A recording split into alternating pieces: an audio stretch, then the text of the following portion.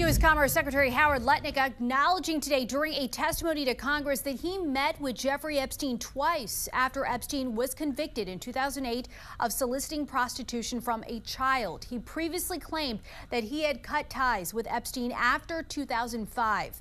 Lutnick telling senators that he and his family had lunch with Epstein on his private island in 2012.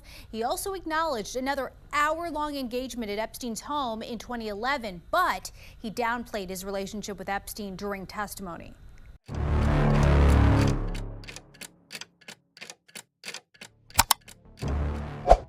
Washington, miércoles por la mañana. No parecía una audiencia rutinaria. Las cámaras estaban colocadas antes de la hora, los periodistas se organizaban en fila y los micrófonos captaban hasta la respiración más tensa.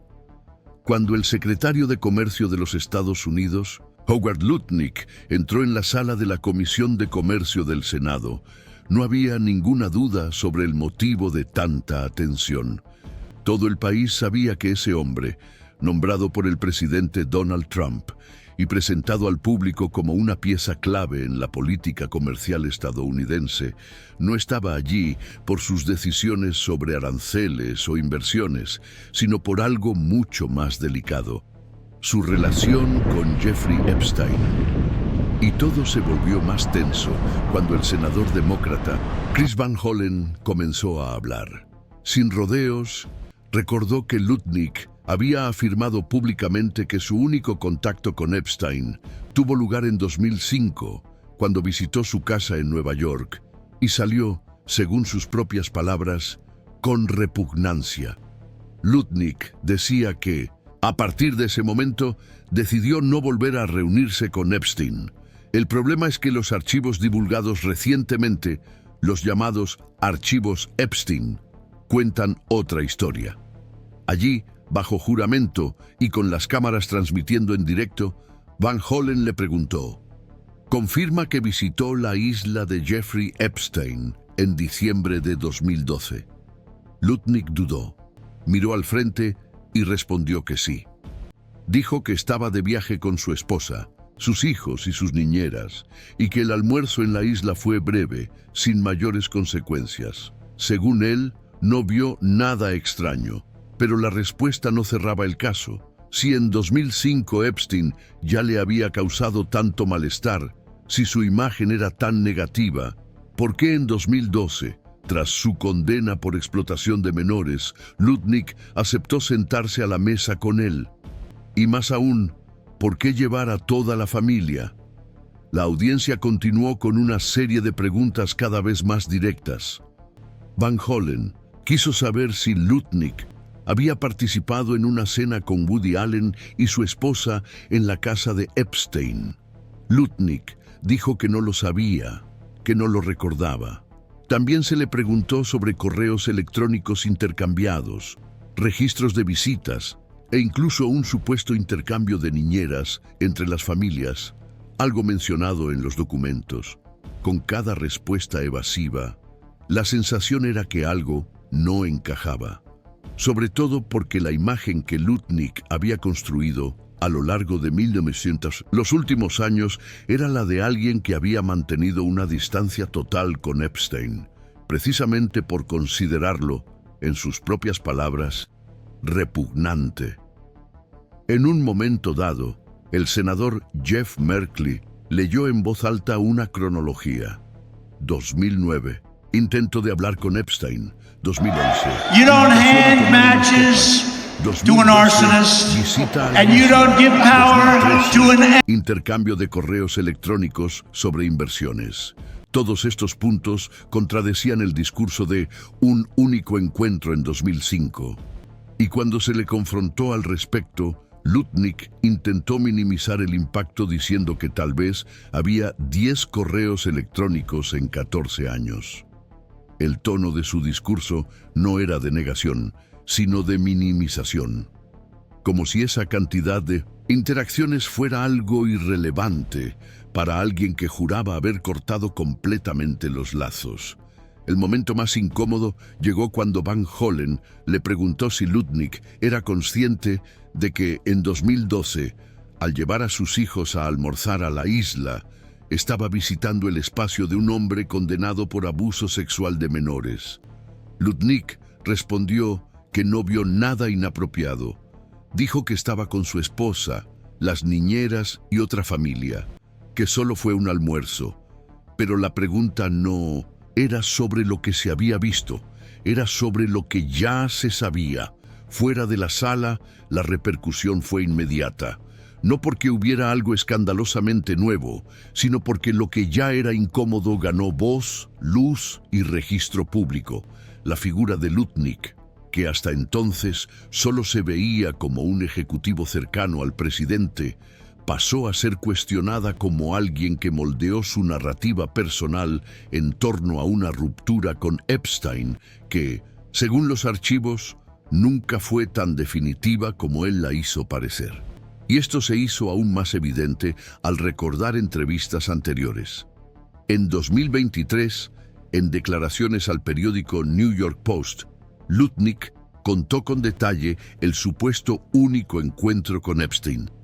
Dijo que lo invitaron a tomar un café, vio una camilla de masajes rodeada de velas, se sintió incómodo y se marchó inmediatamente. Ese tipo es repugnante. No quiero volver a estar en el mismo ambiente que él, le habría dicho a su esposa mientras regresaban a casa. Palabras fuertes, pero que hoy suenan vacías ante la cantidad de registros posteriores. La presencia de Epstein en los acontecimientos de la vida de Lutnick no parece ser una casualidad. No es como si se hubieran cruzado por la calle. Hay agendas coordinadas, viajes, comunicaciones registradas. Y eso, más que una molestia personal, genera un problema institucional. Porque Lutnick no es solo un ciudadano común. Es el secretario de Comercio de los Estados Unidos, un hombre con acceso privilegiado a información que representa al país en negociaciones con potencias internacionales y que, incluso bajo esa responsabilidad, parece haber omitido parte de la verdad al Senado. Y por si fuera poco, hay otro factor que añade más incómodo: el entusiasmo público de Lutnick por Donald Trump. En varias entrevistas, el secretario describe al presidente como el hombre más fuerte del mundo, alguien que llena el ambiente de poder. Llegó a decir, sonriendo, que Trump lo agota con tanta energía.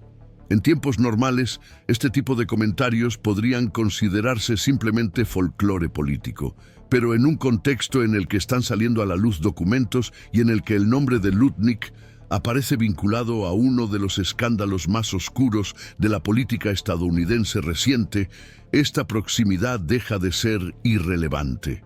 A la salida de la audiencia, la prensa siguió haciendo preguntas. No hubo nuevas respuestas, solo el registro que para muchos fue más revelador que cualquier discurso. El caso Lutnick no terminó esa mañana, al contrario. Fue allí donde comenzó a cambiar de naturaleza. Pasó de ser un posible error de memoria a una cuestión de coherencia institucional. Y el tiempo dirá si las instituciones tratarán esta incoherencia como algo secundario o como algo que requiere consecuencias. Si sigues esta historia con atención, vale la pena continuar, porque los próximos capítulos pueden decir menos sobre Lutnick y más sobre cómo reacciona el poder cuando se le desafía con pruebas en la mano. Después de la audiencia, quedó la sensación de que nadie quedó satisfecho. Ni los senadores, ni los periodistas que cubrían el caso, ni siquiera el propio Howard Lutnick. Y, al parecer, tampoco los asesores de la Casa Blanca. Ya no se trataba solo de confrontar a un secretario de Estado por las inconsistencias en su relato personal. Lo que ocurrió en esa sesión plenaria puso de manifiesto un engranaje mayor, uno que pone en tela de juicio la relación entre la verdad pública y la responsabilidad institucional. Y, poco a poco, la situación que parecía limitarse a un nombre empezó a revelar un malestar sobre cómo el Ejecutivo ha tratado a las figuras que aparecen en los archivos de Jeffrey Epstein. Porque lo que los senadores expusieron no fueron solo fechas sueltas o encuentros casuales. Fue una línea de tiempo, una secuencia, un patrón.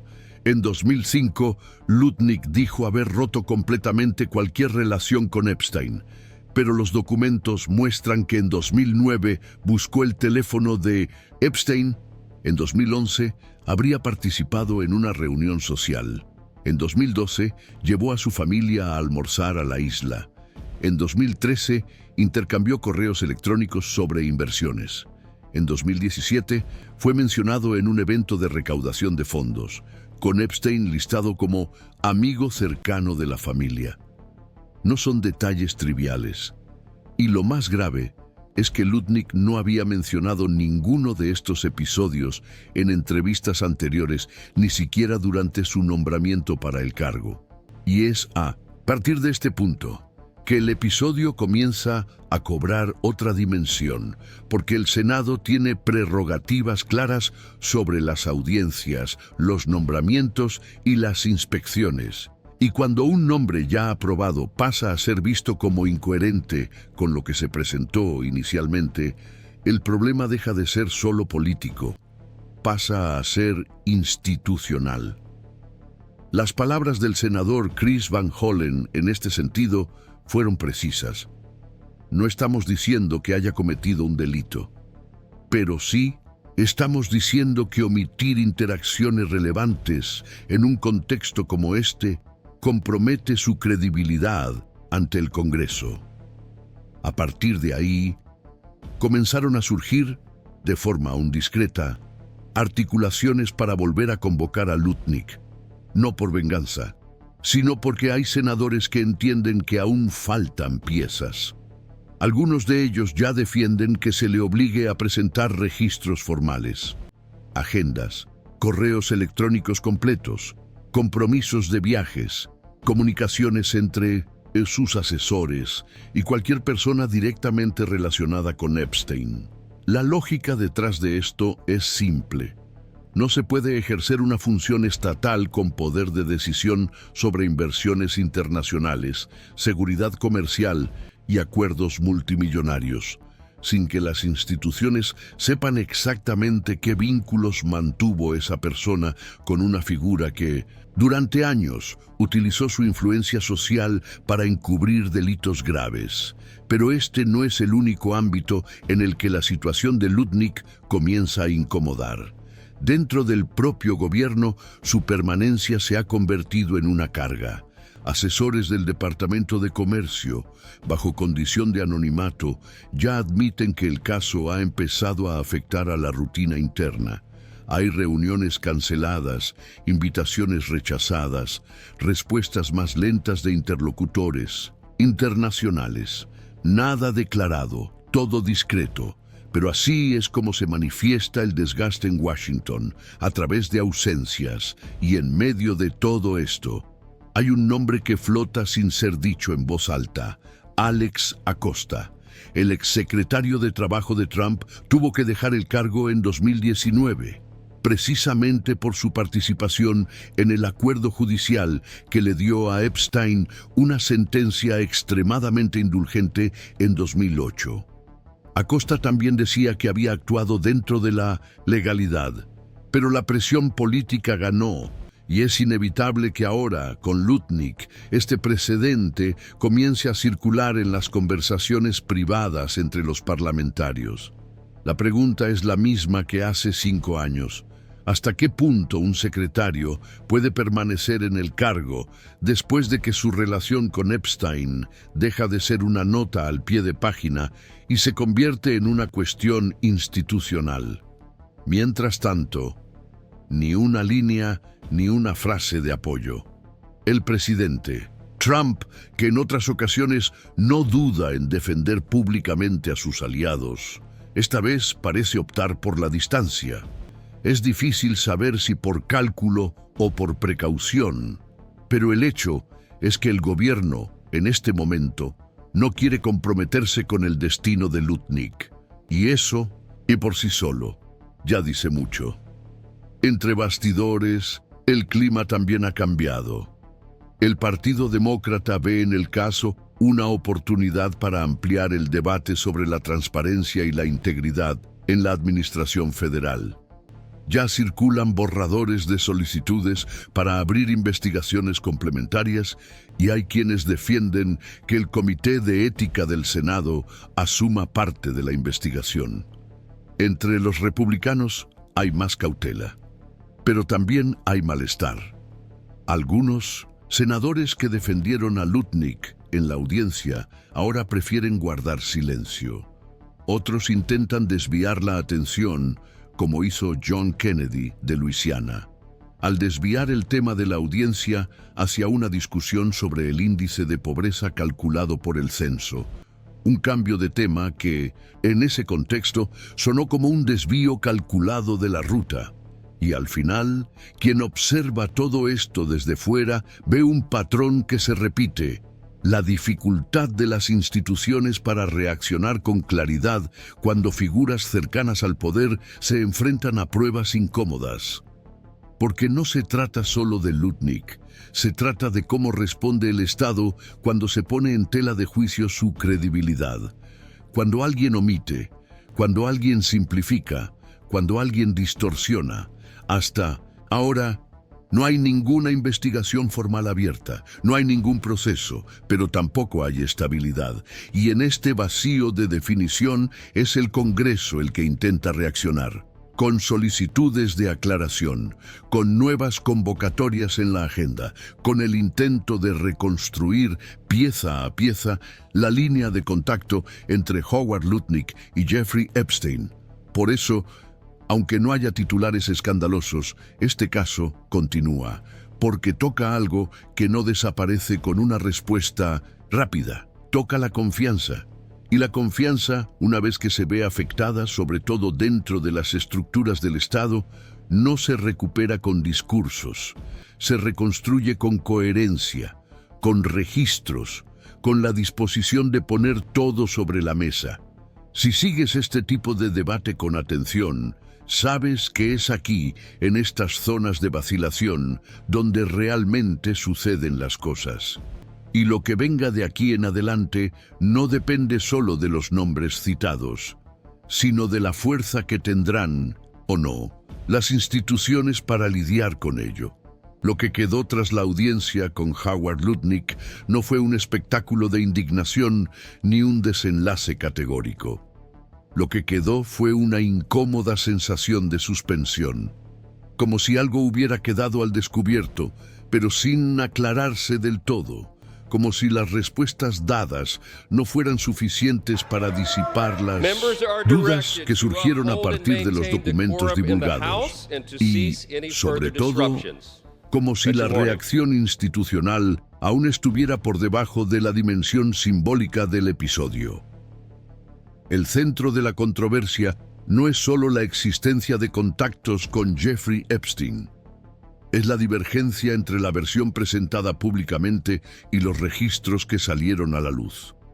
Lutnick afirmó, en diferentes ocasiones, que su única interacción ocurrió en el año 2005. Dijo que, al enterarse de la condena, decidió alejarse. Sin embargo, los documentos indican interacciones posteriores. Hay referencias a comunicaciones y a la presencia en la isla en el año 2012. Estos elementos no constituyen, por sí mismos, prueba de delito, pero ponen en tela de juicio la precisión de las declaraciones anteriores. Para algunos senadores, esto es suficiente para justificar una nueva ronda de aclaraciones. El argumento no es necesariamente punitivo, es institucional. Cuando una autoridad proporciona información al Congreso, se espera que sea exacta. Aunque no haya una infracción penal probada, la omisión o la imprecisión pueden comprometer la confianza en el proceso de confirmación.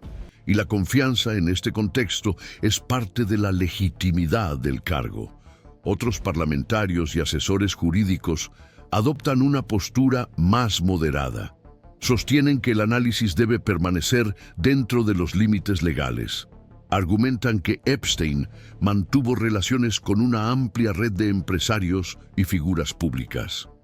Convertir toda interacción posterior en indicio de connivencia sería, según esta interpretación, un salto interpretativo indebido. En ausencia de pruebas concretas de participación ilícita, no habría fundamento jurídico para la destitución. Esta divergencia pone de manifiesto el núcleo de la tensión. El derecho exige pruebas claras para la aplicación de sanciones formales.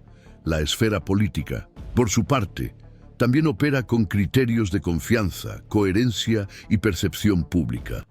Howard Lutnick ocupa una posición estratégica como secretario de Comercio. Representa a los Estados Unidos de América en negociaciones internacionales. Conduce acuerdos que implican cifras multimillonarias y actúa como interlocutor central en temas económicos delicados. Cuando se cuestiona su credibilidad, el impacto va más allá del debate interno. Afecta a la imagen institucional del país en el extranjero. Desde la audiencia se observan ajustes discretos, se han reorganizado los compromisos, las exposiciones públicas se llevan a cabo con mayor cautela, no se ha anunciado ninguna medida formal, pero el ambiente es perceptiblemente más tenso. Además, hay un elemento político que amplía el debate. Lutnick es reconocido como un aliado cercano de Donald Trump. En declaraciones anteriores, elogió enfáticamente al presidente. En circunstancias normales, esto podría interpretarse simplemente como una alineación ideológica.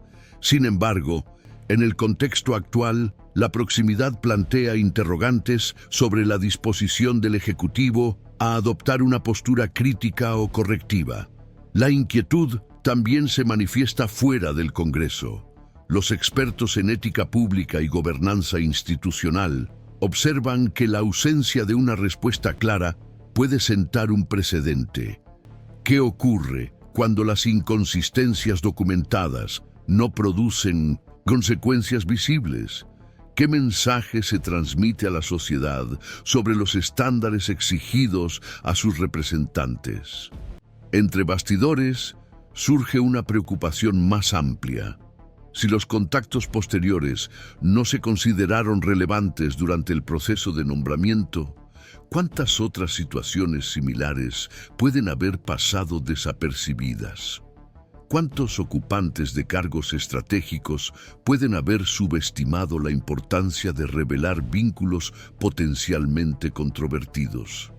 El Congreso tiene los medios para profundizar en el examen del caso.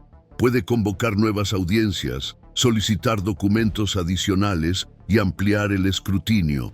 Sin embargo, la decisión sobre una posible destitución corresponde al Poder Ejecutivo. Y, hasta el momento, la Casa Blanca mantiene el silencio. Este silencio no resuelve la cuestión, la prolonga, mientras se analizan nuevos registros y la narrativa sigue enfrentándose a los documentos. El episodio permanece abierto. No se trata solo de determinar si hubo ilegalidad. Se trata de evaluar cómo responden las instituciones cuando la línea entre lo aceptable y lo cuestionable se vuelve menos nítida. La pregunta central sigue siendo: ¿habrá una reacción suficiente para preservar la confianza pública? ¿O se absorberá la ambigüedad como parte de la rutina política? El caso ha dejado de ser solo sobre un secretario específico. Se ha convertido en una prueba sobre la capacidad del sistema para afrontar las zonas grises con claridad y responsabilidad. Y la forma en que se lleve a cabo esta prueba podría definir la percepción pública durante mucho tiempo.